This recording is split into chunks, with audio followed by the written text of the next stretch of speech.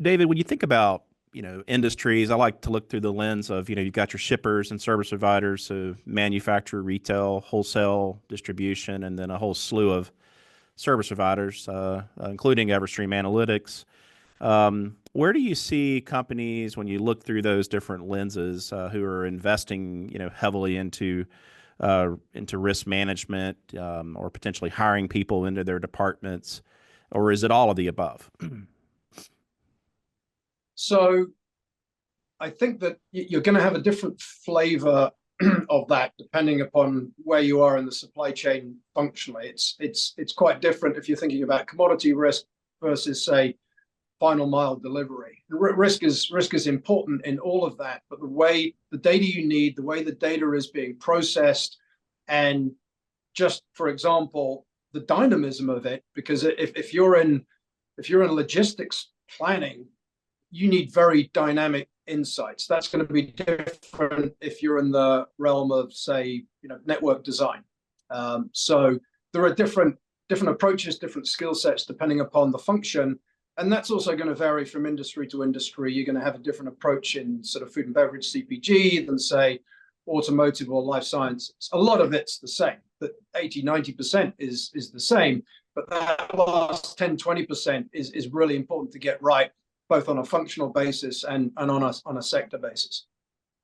That makes good sense.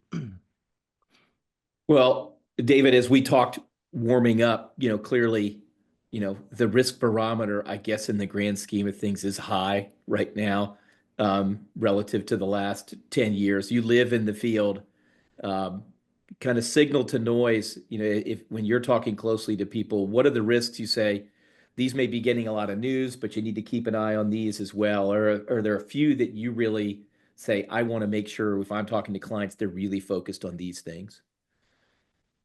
So sure, and I can go down that list, but I'll always preempt and caveat this with, you really don't know what's going to happen. So if anyone walks into the room and sounds convinced that they know what's going to happen or even close to that, I would treat that with some caution.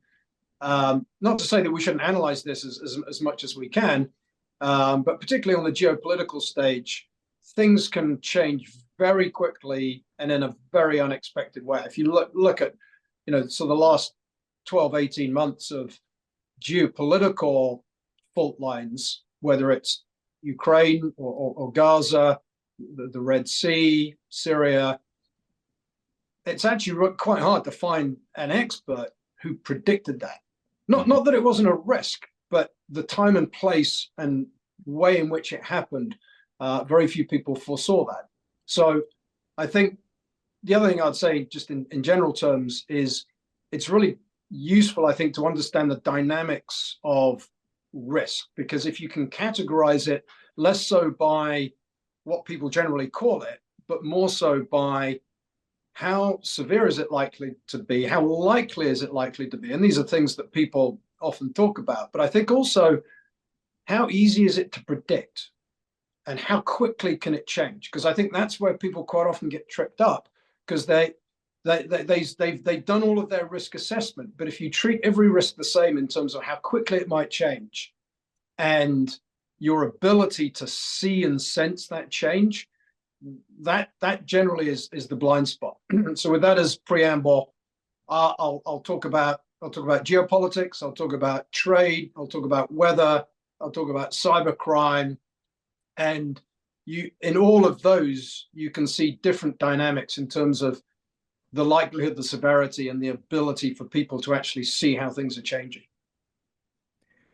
Well, you sound a little bit like you're walking through an FMEA there, and you could correct me if I'm wrong, but I'm going to go off script and ask you a question. If you're advising reasonably large clients and you're trying to make a case to say how much of their share of mind this should get, what kind of coaching do you give people? They're running an intense business. I heard somebody say you were typically running 3 years, closing last year, working on this year, planning next year. Where should this fit in with somebody's share of time and mind? Yeah, it's a really good question, because I think that is where we we lose focus. I think that, and I'll blame the risk managers for this a little bit, because risk managers tend to ask people to look away, to look towards risk. And I think people should be doing the opposite. They should be in their planning cycle, doing what they always do in their planning cycle, but adjusting that slightly. And it's a mindset just to be saying, as we do this, how can we be taking risk into account? And that could be whether it's network design, network planning, shipment planning, supply. And I think, to your earlier point, in and around procurement, I think that's done more than a lot of other functions. The idea of supplier risk is pretty well embedded in CPO organizations. Many could do it better, but they're at least they're thinking about it. No one's going to onboard a supplier without thinking about risk. But there are a lot of other functions where, particularly planning functions, where just asking the question, how should we be taking risk into account as we make this decision? Even if the answer is, I don't know, the first step is always to be saying, how do we take risk into account as we make this decision? Well, I couldn't give that a stronger endorsement. I mean, that's super clear, very consistent with what I saw. And my only thing is it's actually shockingly small amount of time if we can just get people to focus on it. But thank you for that.